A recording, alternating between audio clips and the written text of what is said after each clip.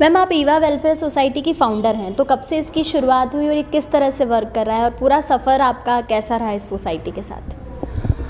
मैंने एक्चुअली मेरा पहले बिज़नेस था और बिज़नेस के साथ मैंने कुछ 10 महिलाओं के साथ में बिज़नेस की शुरुआत की थी। मैंने देखा था कि वो फाइनेंशियली इतनी स्टेबल नहीं थी और उनको काफ़ी परेशानियां हो रही थी, तो एज़ अ हेल्प बतौर मैंने उनको अपने टीम में शामिल किया। उनका वर्किंग बहुत अच्छा था और तभी से मैंने सोचा कि क्यों ना सोशल एक्टिविटीज़ में तो मैं पहले से बहुत सालों से इन्वॉल्व थी, लेकिन इसको एक ऑर्गेनाइजेशन की तरफ डाइवर्ट करना, ये मैंने 2010 में किया और 2013 में हमारा ये रजिस्टर्ड हुआ सोसाइटी। 3 साल हम लोगों ने वर्किंग किया, ऑन फील्ड वर्क किया।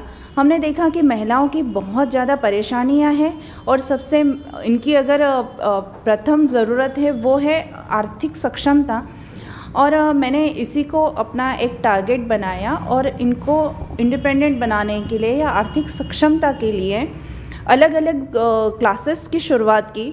हमने देखा कि इसके रिजल्ट्स बहुत अच्छे आने लगे, बहुत करीब 50 और 100 महिलाओं की बैच बनने लगी और इसके परिणाम ऐसे रहे कि उसमें से ज़्यादातर महिलाएं अपने अपने रोज़गार कर पाई और आर्थिक सक्षमता में वो पूरी सार्थक साबित हुआ ये जो हमारा इनिशिएटिव था।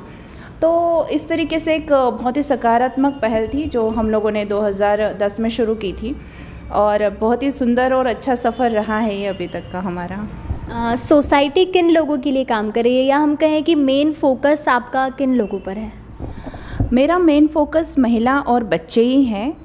जो अभावग्रस्त महिलाएं हैं या जो विपत्तिग्रस्त महिलाएं हैं, डिसेबल हैं या फिर ज़रूरतमंद हैं, उनको लीगल हो, आर्थिक हो या फिर उनको एम्प्लॉयमेंट के लिए कुछ वर्कशॉप्स हो या फिर उनको किसी भी तरह की काउंसलिंग की ज़रूरत हो, एक मेंटल सपोर्ट की ज़रूरत है, वो सारी चीज़ें हमारा ऑर्गेनाइजेशन करता है। अगर हम बच्चों की बात करें तो डे केयर कैंप हम लोग इनके लिए लगाते हैं ताकि संस्कार एक जो है, बच्चे जो स्लम्स में रहते हैं या ग्रामीण क्षेत्र में रहते हैं, बच्चों के जो पेरेंट्स रहते हैं वो सभी वर्किंग होते हैं और वो इस तरीके के वर्क में रहते हैं कि वो बच्चों को बहुत ज़्यादा टाइम नहीं दे पाते हैं या फिर लेस एजुकेशन के कारण वो इतने मोरालिटी की तरफ उनको डाइवर्ट नहीं कर पाते हैं। तो यही हमारा एक कॉन्सेप्ट रहता है और इसी के साथ हमने डे केयर कैंप की शुरुआत की ताकि बच्चों को ज़्यादा से ज़्यादा एक्टिविटीज़ करवाएं या फिर उनको ट्यूशन्स करवाएं। यहाँ पे भी आपने देखा होगा जो इतनी महिलाएं वर्किंग कर रही हैं, इनके बच्चों के लिए भी जब स्कूल्स रहते हैं तो बच्चों की सेफ्टी भी और उनकी जो ट्यूशन्स है वो उसका भी खर्चा बच पाए, इसलिए हम लोगों ने यहाँ एक बेंचेस लगे हुए हैं, ब्लैक बोर्ड है, कोई भी जो लोग हैं स्टूडेंट्स है वो आकर यहाँ पे निःशुल्क उन बच्चों को ट्यूशन भी देते हैं और बच्चे यहाँ पढ़ते भी रहते हैं। तो इस तरीके से महिलाएं तो सक्षम हो ही रही है, लेकिन हम लोग चाहते हैं कि बच्चे कहीं ना कहीं सफ़र ना करें, उनके लिए भी हम लोग काफ़ी कुछ सुविधाएं उपलब्ध कराते हैं। आपने बताया कई तरह की यहाँ पर वर्कशॉप्स आप लगाते हैं, तो कौन कौन सी कार्यशालाएँ होती हैं जिनसे लोग यहाँ पर सीख रहे हैं? वैसे तो हमारा 2 है। एक हमारा कंप्यूटर सेक्शन है जो कि हमारी एक टेक्निकल विंग है JMD करके। उसके साथ में अगर हम बात करें तो हम लोगों ने इसमें 3 वर्ग में डिवाइड किया हुआ है। पहले ऐसा जो इलिटरेट है, बिल्कुल भी पढ़ी लिखी महिलाएं नहीं हैं, कुछ ऐसी हैं जो 7th या 8th पढ़ी हैं, जो पढ़ना लिखना थोड़ा जानती हो या फिर उनको कुछ अदर चीज़ में इंटरेस्ट हो। दूसरी ये जो 10th 12th पास है, हम लोगों ने इनके एरियाज़ डिसाइड कर दिए, उसके बाद फिर उनके इंटरेस्ट भी देखें कि किस में ये कितने एक्सपर्ट हैं। पहले हम लोग इनसे एक सेशन रखते हैं, एक इंटरेक्शन रखते हैं ताकि हम जान पाए कि उनकी रुझान किस तरफ है, क्योंकि महिलाएं बहुत ज़्यादा घरेलू हैं तो थोड़ा सा उनको मुश्किल होता है खुद के लिए डिसीजन ले पाना भी, क्योंकि इन लोगों का कभी निकली नहीं है या फिर डर एक जो होता है उनमें फैमिली का या कहीं का, तो सबसे पहले उसको निकालना, फिर उनके अंदर एक उनको एहसास कराना कि आपके अंदर किस चीज़ की अच्छी क्वालिटी है और आप किस चीज़ में एक्सपर्ट हो और किस में आप बेस्ट बन सकते हो। तो हमने देखा है कि जो महिलाएं हैं तो उनको हम डाइवर्ट कर देते हैं, उनके लिए ट्रेनिंग्स बतौर अगर देखा जाए तो आर्ट है या फिर सिलाई है, जिसमें हम अच्छे से अच्छे उनको ड्रेसेस, ब्लाउजेस वगैरह सब बनाना सिखाते हैं। उसके बाद फिर कुछ ब्यूटी पार्लर्स की जो ट्रेनिंग्स होती है वो करवाते हैं।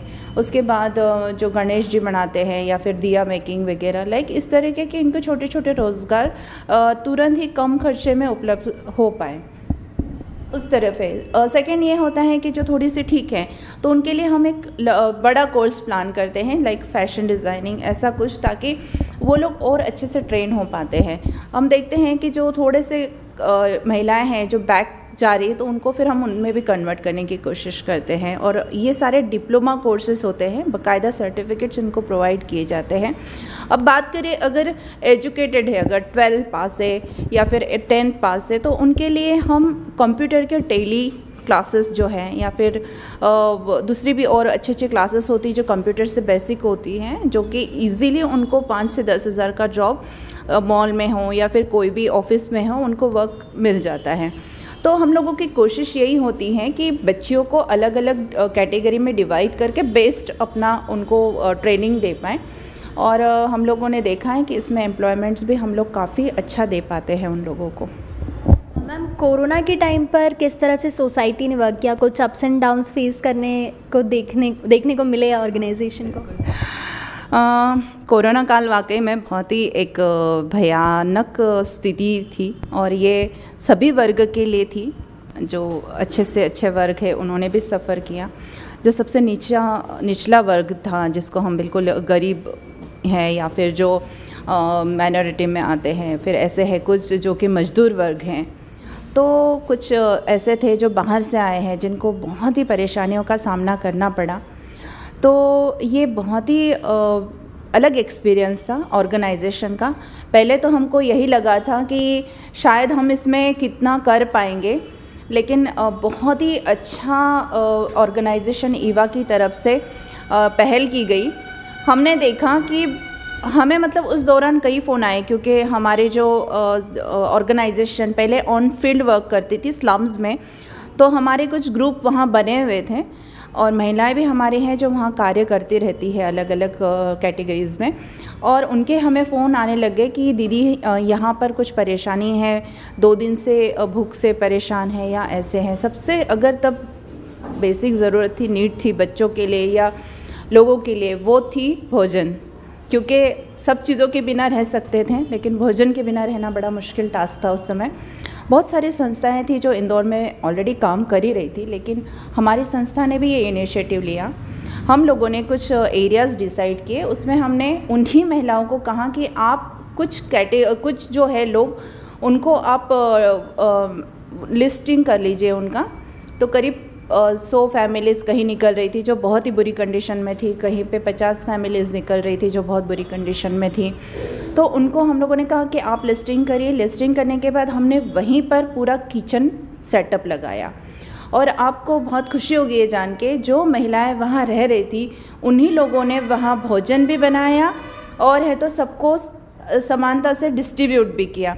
उन लोगों का खुद का भी कुछ कंट्रीब्यूशन रहा। सेकेंडरी ये रहा कि ईवा वेलफेयर ऑर्गेनाइजेशन ने खुद ने भी उनको अनाज है, आटा है, या फिर जो भी चीज़ें होती हैं, जो खाने के तेल है या जो भी चीज़ें हैं, वो सारी उनको प्रोवाइड कराई।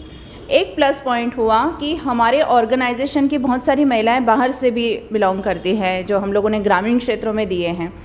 क्योंकि ग्रामीण क्षेत्र में जो खेती वगैरह करते हैं उनके पास अनाज की कभी कमी नहीं होती है। तो हमारे पास उस समय खूब सारा अनाज आया गांव से, मतलब प्रॉपर तरीके से वो लोग भेजते थे। अगर यहाँ चक्कियाँ बंद थी तो वहाँ से आटा पिसवा के वो लोग भेजते थे, आलू भेजते थे, तेल भेजते थे, जो भी एक ज़रूरत। तो इस तरीके से एक जो जन सहयोग होता है एक सोसाइटी में, एक पीड़ितों के लिए, तो वो प्रॉपर वर्क मैंने देखा उस समय हमारे ऑर्गेनाइजेशन ने किया। और इसमें हम लोगों ने करीब 3 से 4 महीने तक सभी लोगों को, जो हमारे टारगेट एरियाज़ थे, उस एरियाज़ को हम लोगों ने भोजन पहुंचाया। और इसमें बहुत एक्टिवली पार्टिसिपेट किया था मोनालिसा यादव हैं उन्होंने, और मीनाक्षी ने, जो इस कोरोना काल में फुल टाइम वो एक्टिवली काम करती रही थी उन महिलाओं के साथ। कुछ दिनों पहले आपकी संस्था के थ्रू एक मुद्दा सामने आया था कि अगर हम जेंडर इक्वालिटी की बात करते हैं तो लड़कियों की शादी की उम्र 18 क्यों रखी गई है, जबकि लड़कों की शादी की उम्र 21 है। तो हम यहाँ पर क्यों इक्वल नहीं हो रहे हैं? हालांकि अब ये देखा जा रहा है कि गवर्नमेंट बात कर रही है कि हम लड़कियों की शादी की एज को भी जैसा बॉयज़ का है या उसको 18 से बढ़ाने की कोशिश कर रहे हैं। इस पर क्या कहेंगे आप? देखिए, 18 उम्र रखी है महिला बच्चियों की, लेकिन आपने देखा होगा कि अभी भी बच्चियों की शादी कम एज में हो रही है। 18 आप देखेंगे कि हमारे जो ऑर्गेनाइजेशन में जितने भी केस आए हैं, जितने भी हरासमेंट के केस आए हैं, बच्चों की उम्र बहुत कम देखी गई। -18 तक है उसमें जिनकी मैरिज हुई है, और अभी भी कई केस ऐसे पकड़े जाते हैं जो कि इस तरीके से विवाह बच्चों के कर रहे हैं। तो अवेयरनेस नहीं है इस बारे में, लेकिन अवेयरनेस नहीं है। एक्ट बना हुआ है, 18 अंडर आप मैरिज नहीं कर सकते हैं, लेकिन सोसाइटी में कुछ वर्ग ऐसे हैं जो उसको अभी भी कर रहे हैं। लेकिन इसके माइनस पॉइंट बहुत ज़्यादा है। हमने देखा बच्चों के साथ हेल्थ का इश्यूज़ हो रहे हैं, या फिर बच्चों के साथ में हरासमेंट हो रहे हैं। बहुत सारे डाइवोर्स के केसेस भी इस कारण बढ़े हैं। तो मैंने इस चीज़ को काफ़ी रिसर्च किया था, और ये मुद्दा मैंने मतलब एक लेटर के थ्रू हम लोगों ने कोऑर्डिनेट भी किया था केंद्र को, और कहा था कि इसमें हमें चेंजेस लाने की ज़रूरत है। उसके बाद फिर एक्चुअली एक डर होना ज़रूरी है। अगर 18+ है तो ठीक है, अभी 18 में भी लेकिन शादी कर देते हैं, जबकि अगर पढ़ी लिखी बच्चियां हैं तो डेफिनेटली वो थोड़ा एज फैक्टर अपना रखती हैं। लेकिन सबसे ज़्यादा दिक्कत जो होती है वो कुछ जो वर्ग है एक उसको होती है। तो हमें थोड़ा सा इसमें स्ट्रिक्टनेस लाने की ज़रूरत है। और बिल्कुल अगर इक्वालिटी की बात हो रही है तो ज़रूरी नहीं है कि बीवी है वो छोटी होनी चाहिए या उसकी एज कम होनी चाहिए, क्योंकि ये जो है बच्चियों के साथ या महिलाओं के साथ कहीं ना कहीं माइनस पॉइंट रहता है कि जो इश्यूज़ जो क्लैश होते हैं वो इसी के कारण होते हैं या ईगो के कारण होते हैं। उसमें एज फैक्टर बहुत ज़्यादा मायने रखता है। तो हमने ये मुद्दा उठाया था, और डेफिनेटली इसको बहुत जल्द सरकार कुछ अच्छे रिजल्ट्स के साथ में पेश करेगी। मैम, आपके अब तक के बेस्ट अचीवमेंट कौन से रहे हैं, पर्सनल और प्रोफेशनल दोनों लाइफ में? इससे बड़ा अचीवमेंट कुछ नहीं हो सकता कि आप फैमिली के साथ में, प्रोफेशनल होने के साथ साथ अगर आप फैमिली को भी एक प्रॉपर दर्जे के साथ में बूस्टअप करते हैं या एक लेवल रखते हैं। दूसरी बात आपने मुझसे क्या पूछी? अचीवमेंट तो देखिए ऐसा रहा है कि बहुत स्ट्रगलिंग रही है लाइफ, नो डाउट, क्योंकि फैमिली, बच्चे और उसके बाद फिर यहाँ तक आना बड़ा ही कठिन समय बोल सकते हैं। उस समय अगर हम देखा जाए तो लगता था कि बहुत स्ट्रगल है लाइफ में या बहुत मुश्किल है, लेकिन अब जब मैं 10 साल पीछे देखती हूँ तो मुझे लगता है कि बहुत सुंदर मेरा सफ़र रहा है। और इसमें अचीवमेंट्स देखिए, मैं अभी तक 10,000 महिलाओं को अपने पैरों पे खड़ा कर चुकी हूँ। तो इससे बड़ा अचीवमेंट मेरे लिए कुछ है नहीं, क्योंकि समाज की जो आधी आबादी है उसको देश सक्षम करने के लिए उनमें उनको आर्थिक सक्षमता में लाना बहुत ज़्यादा ज़रूरी है। और मुझे ऐसा लगता है कि महिलाओं को अगर आप सक्षम कर देते हैं तो देश की 70 से 80% प्रॉब्लम्स आप वहाँ ख़त्म कर देते, क्योंकि वो उनमें जितना पोटेंशियल होता है अपने फैमिली को चलाने का, अपने बच्चों को पढ़ाने का, और बहुत ही अच्छा मैनेजमेंट वो लोग करती हैं। और पैसा अगर उनके पास कम भी होता है तो उसको प्रॉपर तरीके से उसका यूज़ करती है। तो मेरे ख्याल से ये बहुत सारी प्रॉब्लम्स कम हो जाती है। इसलिए मेरा यही मोटो रहा है कि मैं महिलाओं के लिए काम करूं, ताकि ये बहुत ज़रूरी है। अचीवमेंट्स तो बहुत सारे रहे हैं, लेकिन एक छोटा सा रिसेंटली एक इंसिडेंट हुआ था।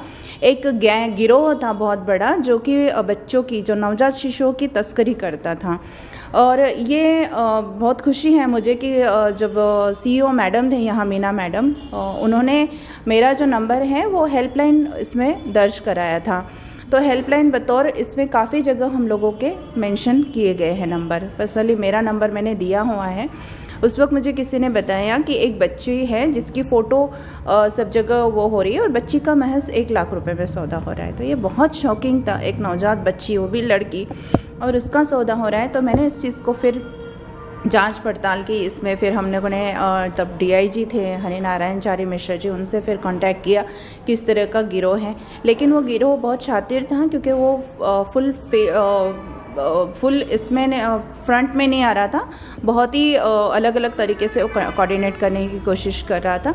तो फिर हमने एक बहुत ही अच्छा एक व्यू रचना की कि इसको किस तरह से पकड़े। तो इसमें मेन इन्वॉल्वमेंट मेरा रहा और मैंने वो गिरोह को पुलिस की मदद से पकड़ा। और ये मेरे ख्याल से सबसे बेस्ट है कि हमने एक नवजात कुछ बच्चे थे उनके पास, उनकी जान बचाई।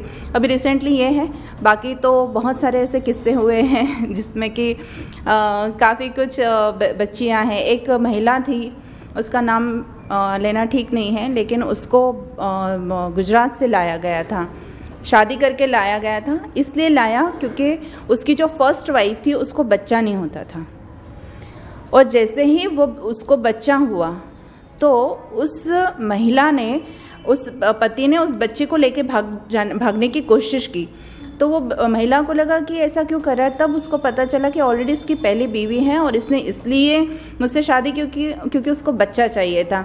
तो ये बहुत शॉकिंग ऐसे केसेस हैं। वो भी केस बहुत बड़ा था और अब वो बच्ची वो महिला जो है उसके बच्चे के साथ सुरक्षित है। तो ऐसे कई केस सामने आए हैं और कई चीज़ें हैं जिनको हमने फेस किया है और कोशिश की अपना बेस्ट देने की।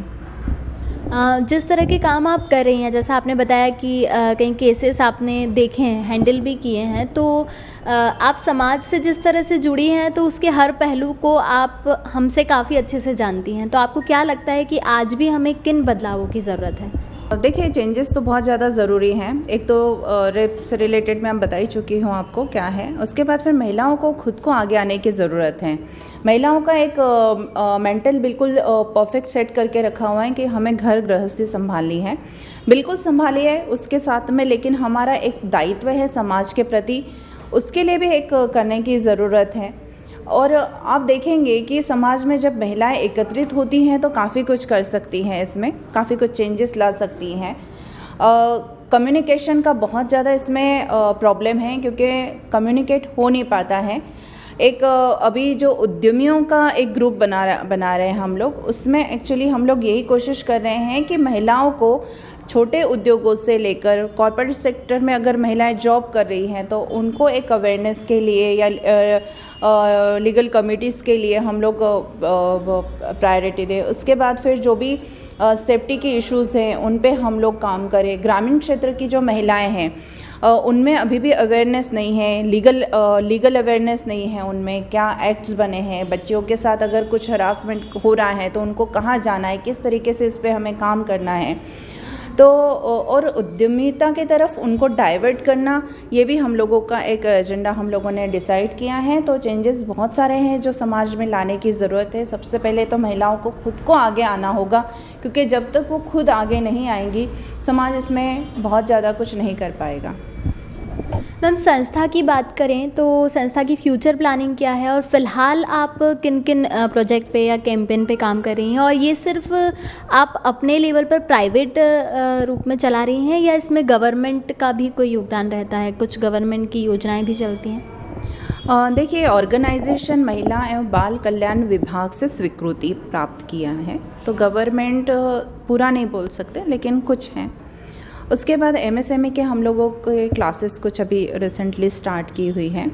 हम लोगों ने गवर्नमेंट्स के काफ़ी कुछ प्रोजेक्ट्स किए हैं, जैसे अवेयरनेस प्रोग्राम के किए हैं, लेकिन हम लोग ज़्यादा तो प्राइवेट ही इसको चला रहे हैं। अभी तक गवर्नमेंट से एड वगैरह का कुछ हमने प्रावधान इसमें कुछ रखा नहीं और ना ही कुछ अभी हमने लिया है। स्वाधार गृह की हम लोग ज़रूर अभी अप्लाई किया हुआ है। स्वाधार गृह क्योंकि महिलाओं के जो प्रॉब्लम्स है इंदौर में या आसपास के क्षेत्र में, पूरे संभाग में बहुत ज़्यादा है, तो हम लोगों ने इस पे थोड़ा जोर दिया है कि इसमें थोड़ा सा स्वाधार गृह के लिए करें। आपने पूछा मुझे कि आप फ्यूचर का आपका क्या है, तो मेरा यही है कि एक ऐसा हब बने जो महिलाएं पीड़ित हैं, प्रताड़ित हैं, जो महिलाएं विपत्तिग्रस्त है, उनके लिए एक ऐसा हब बने जहाँ पे वो रहे भी, उनके बच्चों के लिए प्रॉपर परवरिश भी हो और उनको अच्छे से अच्छे उनको एजुकेशन भी मिले, उनको एम्प्लॉयमेंट के लिए बहुत अच्छे कुछ कार्यशाला का आयोजन हो, वहीं पर उनका पूरा उस हब में एक प्रोजेक्ट चले जहाँ पे वो खुद अपना मैन्युफैक्चरिंग करें और वो आउटसाइड में पूरा उसको सप्लाई करे ताकि वो आर्थिक रूप से सक्षम हो सके। और ये ऑर्गेनाइजेशन का बहुत बड़ा एक एम लेकर चल रहा है, जो होप्स हो कि जल्द ही ये साकार हो।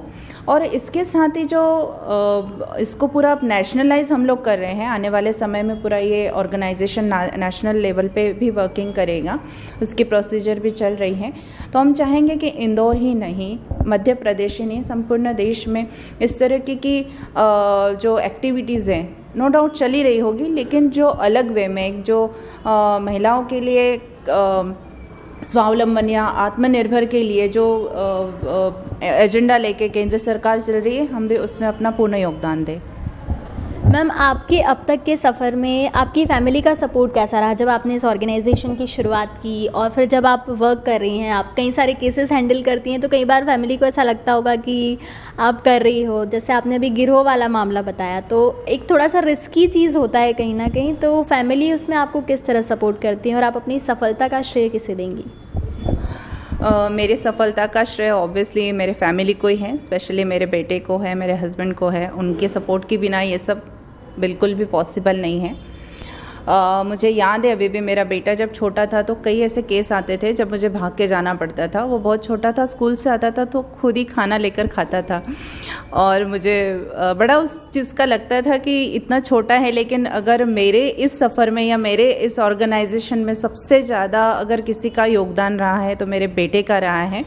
उसने मुझे बहुत सपोर्ट किया है, बहुत इनकरेज किया है, और उसने कहा है कि मैं अपना मम्मा कर लूँगा, आप जाओ, आपको जाना है तो आप काम। तो ये एक सपोर्ट जो होता है, क्योंकि माँ की सबसे बड़ी जिम्मेदारी होती है बच्चे, और लेकिन बच्चे अगर ये समझ लें कि हाँ माँ की और भी एक जिम्मेदारी है, तो मेरे ख्याल से ये समाज बहुत जल्दी सशक्त होगा और महिलाएं भी होंगी, क्योंकि ऐसे बच्चे बहुत कम होते हैं जो इस तरह से माँ बाप को मोटिवेट करते हैं या स्पेशली मम्मियों को कहते हैं।